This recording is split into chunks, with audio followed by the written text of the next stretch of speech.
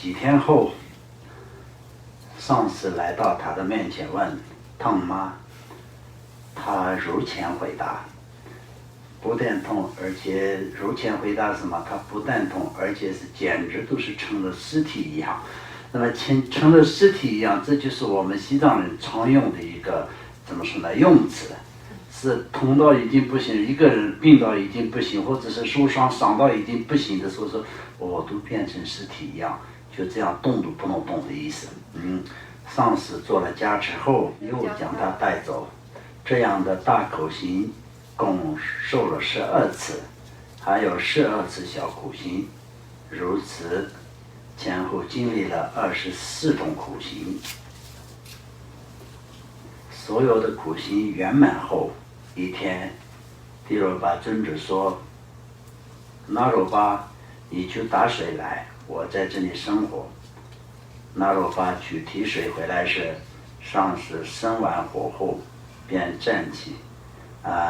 起身来，左手抓住那罗巴的喉鞘，说：“那罗巴，把头伸过来。”说罢，右手拖到鞋子，拿起鞋，便猛击他的额头。那罗巴纵然昏迷，失去知觉，苏醒之时，在他的相续中升起了上师心相续中所有的功德，师徒二人的一行成为525倍。那这个时候呢，我们就可以在知道帝罗巴尊者的本身的这个大成就的这种行为，它是一个非常大的一个怎么说呢？那个行止这个方面，当然，另外一个来说的，最主要是我们要学习的部分是那罗巴尊者的他的这种坚定不移的对上师的信心。那我们这些书本里面看的话，可能也是这里面也没有什么愤怒，也没有什么那种特别严重的那种能够可以产生产生那种烦恼的对境的感觉。但是实际上来说的话，那就相当就是他去提水回来的时候呢，上司站起来就是抓着他的这个后脖，是不是脖子，然后就是在拿起鞋打他的时候，就是非常愤怒的这种怎么说呢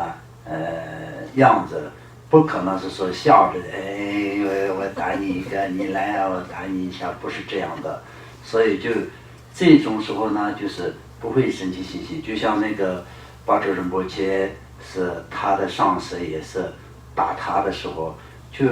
得到了真正的证悟的那个时候。但是他的上司喝了酒，然后就怎么说呢？那个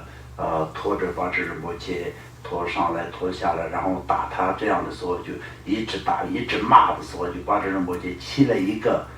了一点点的对酒的一种的烦恼心对上司没有起任何烦恼心。他就讲我的上司是这么大的一个大成就者，但是那个喝了酒以后就有点这样，所以就酒这个东西好像不是什么好的东西，因为就是上司的嘴里面就是一个很臭的一个酒的味道然后就当然喝酒了，人喝酒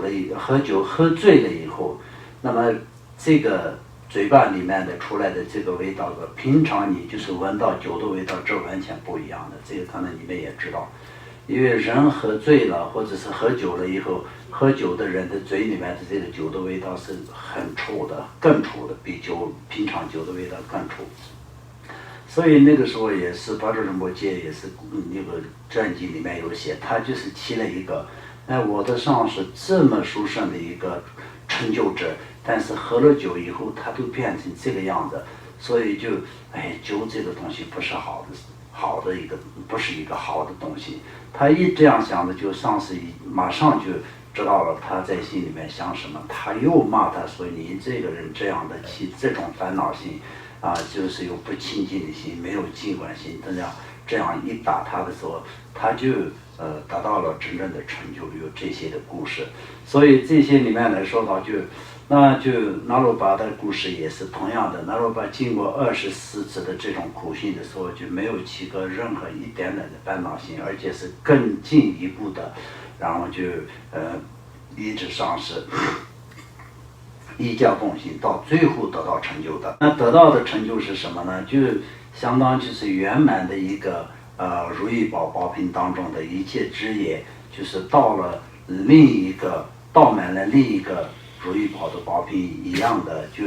装满了，就是呢就是2个宝瓶都是变成无二无别的，就像这样的一个成就。就是这样，大智者那罗巴经历了24次苦行，而实际上依照上师的教育，所以成了清净业障的方便。虽然形式上只是无意义的劳苦，好像无有一个是正法，即上师与我宣说一句正法。那么平常我们都是觉得像这个行为对，这个行为不对，这个是修行，这个不是修行，这种去想到这就是没有办法分别的。所以这个方面来说到，就是他们师徒人之间来说的也是，只是有让他痛苦大的痛苦、小的痛苦共24次以外呢，就是平常都是可能是正常的一些怎么说呢，一心以外的，没有讲一句法。那么弟子也是没有做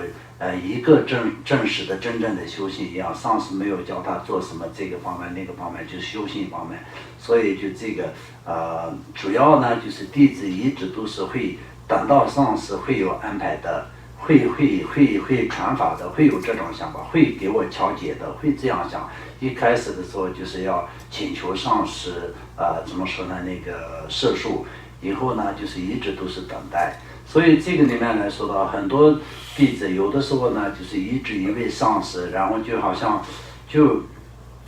到了中间就是自己好像就有各种各样的要求，然后不满意的时候呢就是会离开上师等等的这些行为是实际上来说到就是不对的。如果是有这种的弟子来说到，那就是这个世界上不会找到什么真正的对你会满意的一位上师。所以这个方面来说到，最重要的是什么？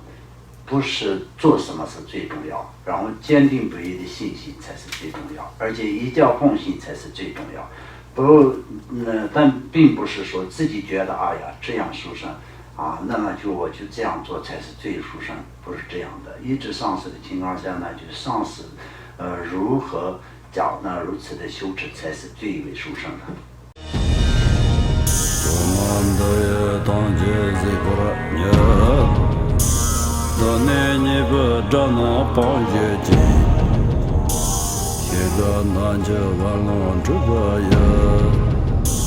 自本作人着康中